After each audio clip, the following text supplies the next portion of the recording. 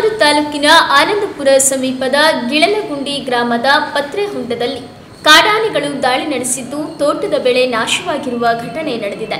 ರಾತ್ರಿ ವೇಳೆ ತೋಟಕ್ಕೆ ನುಗ್ಗಿದ ಕಾಡಾನೆಗಳು 70ಕ್ಕೂ ಅಧಿಕ ಅಡಿಕೆ ತೆಂಗಿನ ಮರಗಳನ್ನು ನಾಶ ಮಾಡಿವೆ. ಸತತ 15 ದಿನಗಳಿಂದ ಸುತ್ತಮುತ್ತಲಿನ ಭಾಗದಲ್ಲಿ ಕಾಡಾನೆ ಹಾವಳಿ ಹೆಚ್ಚಾಗಿದ್ದು ಆನೆಗಳ ನಿರಂತರ ಹಾವಳಿಯಿಂದ ಗ್ರಾಮಸ್ಥರು ತತ್ತರಿಸಿದ್ದಾರೆ. ಆನೆಗಳ ದಾಳಿಯಿಂದ ರಕ್ಷಣೆ ಕೊಡಿ ಎಂದು ಅರಣ್ಯ ಇಲಾಖೆ ಅಧಿಕಾರಿಗಳಿಗೆ ಒತ್ತಾಯಿಸಿದ್ದಾರೆ.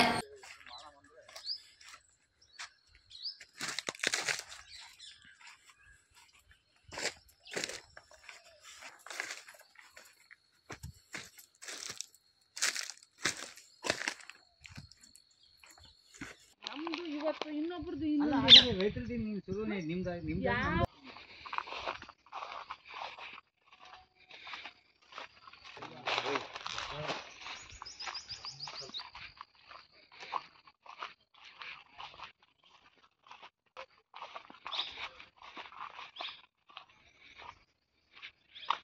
ಪತ್ರೆಹೊಂಡ ಗ್ರಾಮಕ್ಕೆ ಕಾಡಾನೆಗಳು ಸತತ 15 ದಿನಗಳಿಂದ ದಾಳಿ ಆಗ್ತಿದೆ. ಸಂಬಂಧಪಟ್ಟ ಇಲಾಖೆಯವರು ಇದರ ಬಗ್ಗೆ ಹೆಚ್ಚಿನ ಗಮನವನ್ನು ಹರಿಸಬೇಕು. ಎಲ್ಲ ರೈತರ ಬೆಳೆಗಳು ತುಂಬ ನಾಶವಾಗಿದೆ.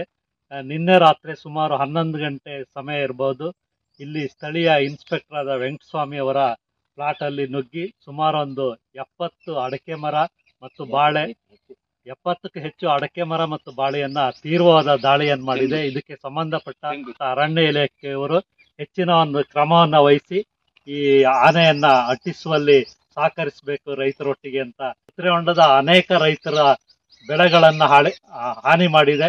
ಹಾಗೆಯೇ ಲಕ್ಕುವಳ್ಳಿ, ಮಾದಾಪುರ ಮತ್ತೆ ನಮ್ಮ ತಂಗಳವಾಡಿ, ಕೊಣೆಸೂರು ಎಲ್ಲ ಕಡೆ ಸತತ ಇಲ್ಲಿ 15 ದಿನಗಳಿಂದ ಇಲ್ಲೇ ವಾಸವಾಗಿರೋದನ್ನ ರೈತರು ಮನಗಂಡಿದ್ದಾರೆ.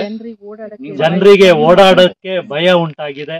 ಯಾಕಂದ್ರೆ ಇಲ್ಲಿ ಕಾಡಿನ ಸಮೀಪದಲ್ಲೇ ಮನೆ ಇರೋದ್ರಿಂದ ದಿನ ವಾಸ ಮಾಡೋದು ಕೂಡ ಕಷ್ಟವಾಗಿದೆ. ಇದಕ್ಕೆ ಸಂಬಂಧಪಟ್ಟ ಇಲಾಖೆಯವರು ಗಮನವನ್ನು ಹರಿಸಿ ನಮಗೆ ಸೂಕ್ತವಾದ ನೆರವನ್ನ ಒದಗಿಸಿಕೊಡ್ಬೇಕಂತ ಈ ಸಂದರ್ಭದಲ್ಲಿ ಮನವಿ ಮಾಡ್ತೀವಿ. ಬೇಕರಿ ತಿನಿಸುಗಳಿಗಾಗಿ ಒಮ್ಮೆ ಭೇಟಿ ನೀಡಿ. Iyengar new SP bakery, Jain compound ಎದುರು, ಲಕ್ಷ್ಮಿ ಟಾಕೀಸ್ ಹತ್ತಿರ, ಶಿವಮೊಗ್ಗ.